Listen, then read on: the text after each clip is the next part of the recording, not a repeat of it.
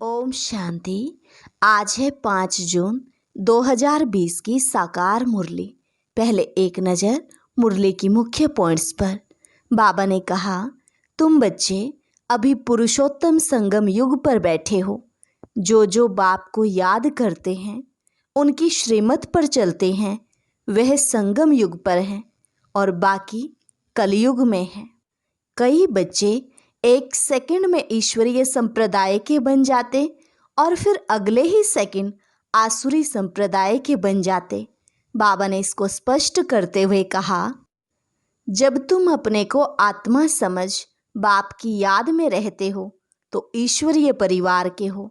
अगर देह अभिमान में आकर भूल जाते हो तो आसुरी परिवार के हो। आगे कहा, देह द्वारा कर्म तो करना ही है, लेकिन कोशिश करनी है काम काज करते भी बाप को याद करते रहें।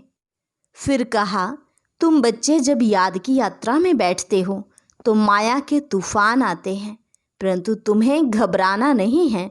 संकल्प विकल्प ऐसे ऐसे आएंगे जो एकदम माथा खराब कर देंगे। तुम बस मेहनत करते रहो। तुमको कम से कम 8 घंटा पुरुषार्थ कर याद में रहना है। फिर तुम्हारी यह अवस्था ऐसी पक्की हो जाएगी जो कोई की भी याद नहीं आएगी। जो बाप की याद में शरीर छोड़ेंगे फिर वही विजयमाला के दाने बनेंगे और वहाँ भी नज़दीक में ही आकर राज्य करेंगे। बाबा यह भी जानते हैं कि तुम सारा दिन याद में नहीं रह सकते, इम्पॉसिबल है। इसलिए चार्ट रखो, देखो हम कहाँ तक याद में रहे। और लास्ट में बाबा ने कहा, त्रिमूर्ति का चित्र पॉकेट में डालकर रखो, बैसो तुम्हें सदा लगा रहे। लिटरेचर भी साथ हो, कोई भी अच्छा आदमी मिले तो उनको देना चाहिए। अब सुनते हैं महावाक्यों को विस्तार से। मुरली का सार। मीठे बच्चे, तुम्हें अभी ज्ञान की दृष्टि मिली है, इसलिए तुम्हारा भटकना बंद हुआ। तुम शांति धाम सुख धाम को याद करते हो। प्रश्न, देवताओं में कौन सी ताकत है और वह ताकत किस विशेषता के कारण है? उत्तर, देवताओं में सारे विश्व पर राज्य करने की ताकत है। वह ताकत विशेष एक मत की विशेषता के कारण है। वहाँ एक मत होने के कारण वजीर आदि रखने की दरकार नहीं। देवताओं ने संगम पर बाप से ऐसी श्रीमत ली हुई है जो 21 जन्म राज्य करते हैं। वहाँ एक राजा की एक दैवी फैमिली होती, दूसरी मत होती नहीं। गीत, नयनहीन को राह दिखाओ प्रभु। ओम शांति। बच्चों को नयन मिले हैं, पहले नयन नहीं थे। कौन से नयन? ज्ञान के नयन नहीं थे, अज्ञान के नयन तो थे। बच्चे जानते हैं ज्ञान सागर एक ही बाप है और कोई में यह रूहानी ज्ञान है नहीं। जिस ज्ञान से सद्गति हो अर्थात शांति धाम सुख धाम जाना हो। अभी तुम बच्चों को दृष्टि मिली है कैसे सुख धाम बदलकर फिर माया का राज्य व दुख धाम बनता है। पुकारने लगते हैं कि नयनहीन को राह बताओ। भक्ति मार्ग के यज्ञ दान पुण्य आदि से कोई राह नहीं मिलती है शांति धाम सुख धाम जाने की। हर एक को अपना पार्ट बजाना ही है। बाप कहते हैं, मुझे भी पार्ट मिला हुआ है। भक्ति मार्ग में पुकारते हैं, मुक्ति जीवन मुक्ति की राह बताओ। उसके लिए कितने यज्ञ तप दान पुण्य आदि करते हैं, कितना भटकते हैं। शांति धाम सुख धाम में भटकना होता ही नहीं, यह भी तुम जानते हो। वो तो सिर्फ शास्त्रों की पढ़ाई और जिस्मानी पढ़ाई को ही जानते हैं। इस रूहानी बाप को तो बिल्कुल जानते ही नहीं। रूहानी बाप ज्ञान तब आकर देते हैं जबकि सर्व की सद्गति होती है। पुरानी दुनिया बदलनी होती है। मनुष्य से देवता बनते हैं, फिर सारी सृष्टि पर एक ही राज्य होता है देवी देवताओं का, जिसको ही स्वर्ग कहते हैं। यह भी भारतवासी जानते हैं। आदि सनातन देवी देवता धर्म भारत में ही था। उस समय और कोई धर्म नहीं था। तुम बच्चों के लिए अभी है संगम युग, बाकी सब हैं कलयुग में। तुम पुरुषोत्तम संगम युग पर बैठे हो। जो बाप को याद करते हैं, बाप की श्रीमत पर चलते हैं, वह संगम युग पर हैं, बाकी कलयुग में हैं। अभी कोई सोवर्निटी किंगडम तो है नहीं, अनेक मतों से राज्य चलता है। सतयुग में तो एक महाराजा की ही मत चलती है, वजीर नहीं होते। इतनी ताकत रहती है। फिर जब पतित बनते हैं तो वजीर आदि रखते हैं, क्योंकि वह ताकत नहीं रहती। अभी तो है ही प्रजा का राज्य। सतयुग में एक मत होने से ताकत रहती है। अभी तुम वह ताकत ले रहे हो। 21 जन्म इंडिपेंडेंट राजाई करते हो। अपनी ही दैवी फैमिली है। अभी यह है तुम्हारा ईश्वरीय परिवार। बाप कहते हैं, अपने को आत्मा समझ बाप की याद में रहते हो तो तुम ईश्वरीय परिवार के हो। अगर देह अभिमान में आकर भूल जाते हो तो आसुरी परिवार के हो। 1 सेकंड में ईश्वरीय संप्रदाय के और फिर 1 सेकंड में आसुरी संप्रदाय के बन जाते हो। अपने को आत्मा समझ बाप को याद करना कितना सहज है, परंतु बच्चों को मुश्किल लगता है। बाप कहते हैं, अपने को आत्मा समझ और बाप को याद करेंगे तो विकर्म विनाश होंगे। देह द्वारा कर्म तो करना ही है। देह बिगड़ तो तुम कर्म कर नहीं सकेंगे। कोशिश करनी है काम काज करते भी हम बाप को याद करें, परंतु यहाँ तो बिगड़ काम भी याद नहीं कर सकते हैं, भूल जाते हैं। यही मेहनत है। भक्ति में ऐसे कोई थोड़े ही कहा जाता कि सारा दिन भक्ति करो। उसमें टाइम होता है, सवेरे, शाम व रात को। फिर मंत्र आदि जो मिलते हैं वह बुद्धि में रहते हैं। अनेकानेक शास्त्र हैं, वह भक्ति मार्ग में पढ़ते हैं।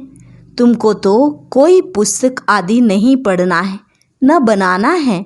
यह मुरली छपाते भी हैं रिफ्रेश होने के लिए। बाकी कोई भी किताब आदि नहीं रहेंगी। ये सब खत्म हो जानी है। ज्ञान तो है ही एक बाप में। अभी देखो, ज्ञान विज्ञान भवन नाम रखा है, जैसे कि वहाँ योग और ज्ञान सिखाया जाता है। बिगर अर्थ ऐसे ऐसे नाम रख देते हैं। कुछ भी पता नहीं है कि ज्ञान क्या है, विज्ञान क्या है। अभी तुम ज्ञान और विज्ञान को जानते हो। योग से होती है हेल्थ, जिसको विज्ञान कहा जाता है, और यह है ज्ञान, जिसमें वर्ल्ड की हिस्ट्री ज्योग्राफी समझाई जाती है। वर्ल्ड की हिस्ट्री ज्योग्राफी कैसे रिपीट होती है वह जानना है, परंतु वह पढ़ाई है हद की। यहाँ तो तुमको बेहद की हिस्ट्री ज्योग्राफी बुद्धि में है। हम कैसे राज्य लेते हैं, कितना समय और कब राज्य करते थे, कैसे राजधानी मिली थी, यह बातें और कोई की बुद्धि में नहीं आती। बाप ही नॉलेजफुल है। यह सृष्टि का चक्र कैसे फिरता है बाप ही समझाते हैं। बने बनाए ड्रामा को ना जानने के कारण मनुष्य कह देते हैं फलाना निर्वाण गया या ज्योति ज्योत समाया। तुम जानते हो सभी मनुष्य मात्र इस सृष्टि चक्र में आते हैं। इसमें कोई एक भी छूट नहीं सकता। बाप समझाते हैं मनुष्य की आत्मा एक शरीर छोड़ दूसरा लेती है। कितना बड़ा ड्रामा है। सब में आत्मा है। उस आत्मा में अविनाशी पार्ट भरा हुआ है। इनको कहा जाता है बनी बनाई बन रही, अब कुछ बननी नहीं। अब ड्रामा कहते हैं तो जरूर उनका टाइम भी चाहिए। बाप समझाते हैं यह ड्रामा 5000 वर्ष का है। भक्ति मार्ग के शास्त्रों में लिख दिया है ड्रामा लाखों वर्ष का है। इस समय ही जबकि बाप ने आकर सहज राजयोग सिखाया था, इस समय के लिए ही गायन है कि कौरव घोर अंधियारे में थे और पांडव रोशनी में थे। वो लोग समझते हैं कलयुग में तो अजुन 40,000 वर्ष हैं। उन्हों को ये पता ही नहीं पड़ता कि भगवान आया हुआ है। इस पुरानी दुनिया का मौत सामने खड़ा है। सब अज्ञान नींद में सोए पड़े हैं। जब लड़ाई देखते हैं तो कहते हैं यह तो महाभारत लड़ाई की निशानी है। यह रिहर्सल होती रहेगी, फिर चलते चलते बंद हो जाएगी। तुम जानते हो अभी हमारी पूरी स्थापना हुई थोड़े ही है। गीता में यह थोड़े ही है कि बाप ने सहज राजयोग सिखलाए, यहाँ ही राजाई स्थापन की। गीता में तो प्रलय दिखाते हैं और सब मर गए, बाकी 5 पांडव बचे। वह भी पहाड़ों पर जाकर गल मरे। राजयोग से क्या हुआ कुछ भी पता नहीं है। बाप हर एक बात समझाते रहते हैं। वह है हद की बात। हद की रचना हद के ब्रह्मा रचते हैं, पालना भी करते हैं, बाकी प्रलय नहीं करते। स्त्री को एडॉप्ट करते हैं, बाप भी आकर एडॉप्ट करते हैं।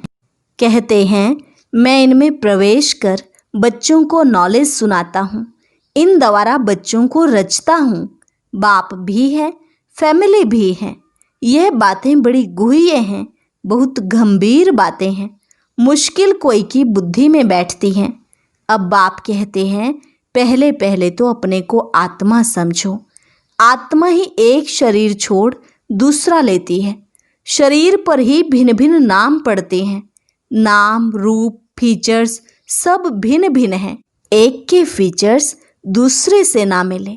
हर एक आत्मा के जन्म जन्मांतर के अपने फीचर्स हैं, अपनी एक्ट ड्रामा में नूंधी हुई है।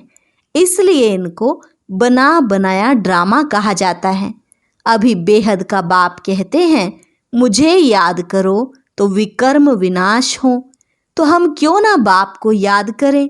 यही मेहनत की बात है। तुम बच्चे जब याद की यात्रा में बैठते हो तो माया के तूफान आते हैं, युद्ध चलता है। उससे घबराना नहीं है। माया घड़ी घड़ी याद को तोड़ेगी।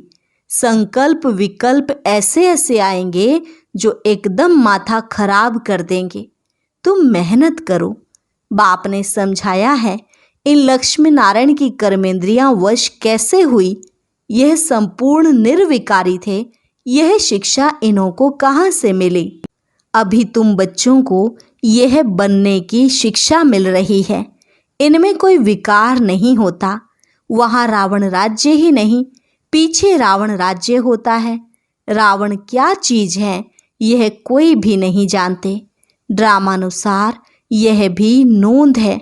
ड्रामा के आदि मध्यंत को नहीं जानते हैं, इसलिए ही नेति नेति करते आए हैं। अभी तुम स्वर्गवासी बनने के लिए पुरुषार्थ कर रहे हो।